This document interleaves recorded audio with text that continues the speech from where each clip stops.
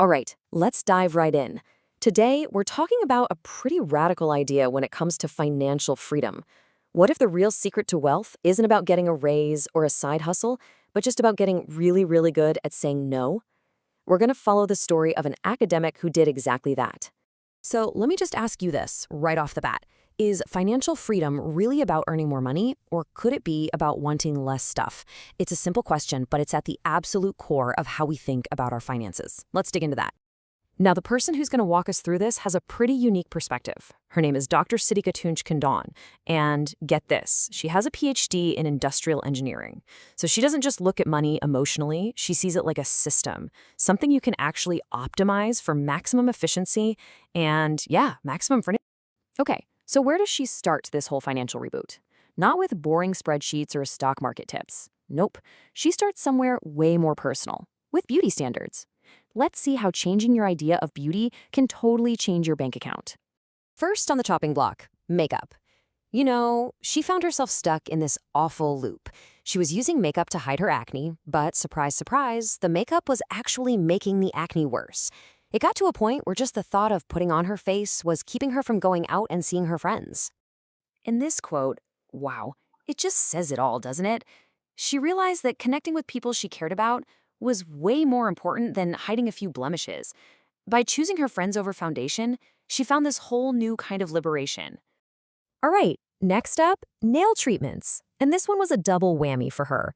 Part of it was, avoiding all the chemicals and stuff, but the bigger reason, it was a cold, hard financial calculation. And this is where her engineering brain really kicks in.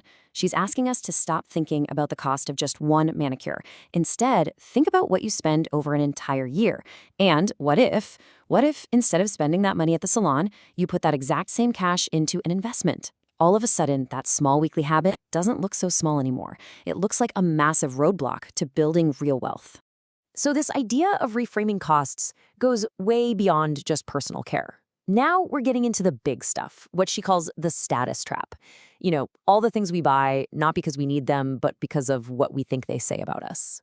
So here's her big 4 no-buy list. We're talking luxury bags, fancy shoes, expensive jewelry and watches, and brand new luxury cars. And here's the really wild part. She said it was only when she could finally afford all these things that she realized she didn't actually want them in the first place. Let's just put a number on this to make it real. $2,500. That's a pretty conservative price for just one popular designer handbag. Just let that number sink in for a second. $2,500. Okay, now let's reframe that number. What else could it be? If it wasn't a bag sitting in your closet, what experiences could it buy? What memories could it make? What kind of future security could it give you? See, suddenly the choice isn't just bag versus no bag. It's bag versus a plane ticket to a country you've always dreamed of visiting. It's bag versus sending your parents on a trip they'll never forget.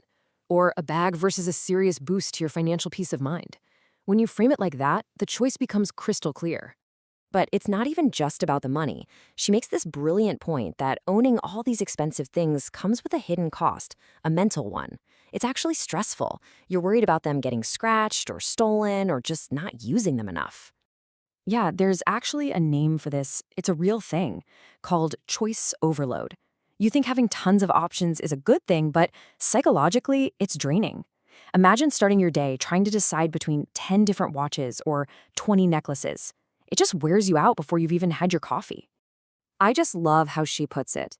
I'd rather spend my morning peacefully on the sofa than stressing over which necklace to wear. She's literally trading the stress of having too much stuff for the luxury of a peaceful mind. And honestly, isn't peace the ultimate luxury? Okay, this all leads us to the final and maybe most powerful section. It's all about living with intention. Basically, setting up your life and your space so that making good financial choices becomes the easy default option. And item number 7, oh man, this is a huge one today, especially with social media. We're talking about the dedicated makeup room, or that super elaborate vanity setup you see all over Instagram. But look at how she completely flipped the script on this. Instead of having a room designed for spending money, a place to store and use products, she transformed it into a space for making money. It's her study where she films her YouTube videos. That room went from being a cost center to an actual income-generating asset. And finally, item number 8, This is something we've all felt, right? That intense pressure to buy a brand new outfit for every single special occasion, every wedding, every holiday party. It can be huge. Her take on this is just so liberating. She says no one will talk about you for wearing the same dress twice. And you know what? She's right. And even if someone does, who cares? It's a few seconds of their life, and it has absolutely zero impact on yours. Realizing that is like a superpower. So we've gone through all 8 things she stopped buying. What's the big takeaway here? How do we actually start applying this mindset to our own lives, like right now? It really just boils down to this one simple truth. Long-term fulfillment is so much more valuable than short-term gratification. Every dollar you spend is a vote. It's either a vote for a fleeting thrill right now or a vote for your long-term freedom. The more you vote for freedom, the richer your life becomes. And she gives us a super practical, easy first step.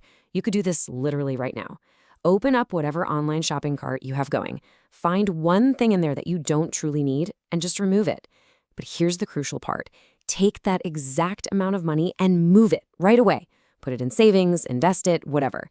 That simple action trains your brain to connect not spending with a direct, immediate reward. And that leaves us with one final and maybe most important question. This one is just for you. This isn't about deprivation. It's about empowerment. It's about taking back control one small decision at a time. So, what's the first thing you will consciously choose not to buy?